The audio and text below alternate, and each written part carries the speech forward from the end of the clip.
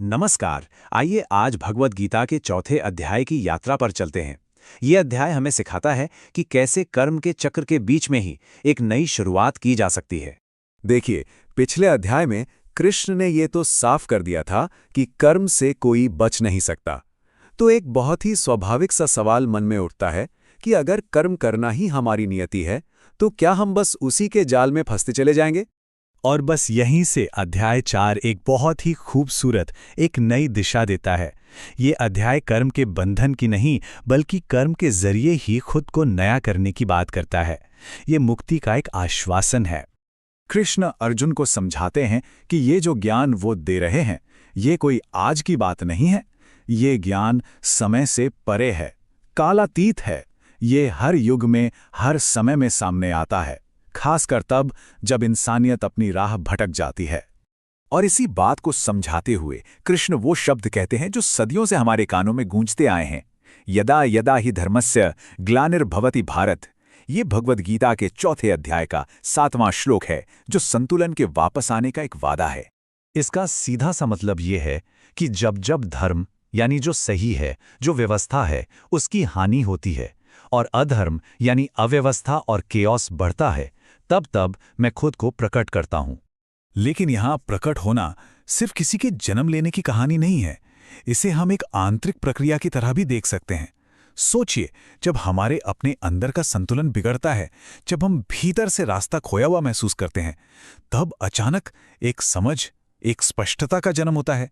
वही तो है आंतरिक प्रकटीकरण। अच्छा, अब हम इस अध्याय के सबसे गहरे और शायद सबसे केंद्रीय विचार पर आते हैं। यह सुनने में एक पहेली जैसा लगता है, कर्म में अकर्म को देखना।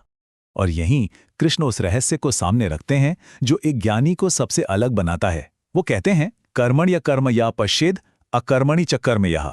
ये चौथे अध्याय का 18वां श्लोक है और ये श्लोक कर्म की पूरी समझ को ही बदल देता है। इसका मतलब है वो इंसान जो कर्म करते हुए भी उसमें अकर्म को देख लेता है और जो कुछ ना करते हुए भी यानी अकर्म में भी कर्म को देख पाता है, वही असल में बुद्धिमान है, वही ज्ञानी है। अब सुनने में ये थोड़ा मुश्किल लग सकता है, लेकिन इसका भाव बहुत सीधा है। पहला हिस्सा है कर्म में अकर्म।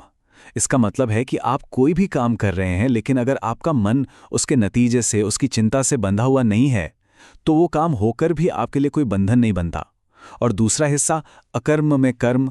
इसका मतलब है कि आप भले ही बाहर से शांत बैठे हो, कुछ ना कर रहे हो, पर अगर आपका मन अंदर ही अंदर चल रहा है, योजनाओं में, चिंताओं में, तो वो स्टिलनेस भी एक तरह का कर्म ही है। तो यहीं पर अध्याय 4 अध्याय 3 से एक कदम और आगे ले जाता है। अध्याय 3 ने कहा था, कर्म से भागो मत, कर्म तो करना ही पड़ेगा। अध्याय 4 कहता है, हाँ, कर्म तो करना ही है, लेकिन कर्म करते हुए भी उससे बंधो मत, हल्के रहो। तो सवाल यह है कि यह हल्कापन आएगा कैसे? इसका रास्ता है अपने कर्म को एक भेंट बना देना, एक अर्पण बना देना, अपने हर क्रिया को पूजा का रूप दे देना। गीता यहां बहुत साफ साफ बताती है कि जब कोई भी काम सिर्फ अपने लिए, अपने स्वार्थ के लिए किया जाता है, तो वो एक रस्सी बन जाता है, हमें बांध लेता है।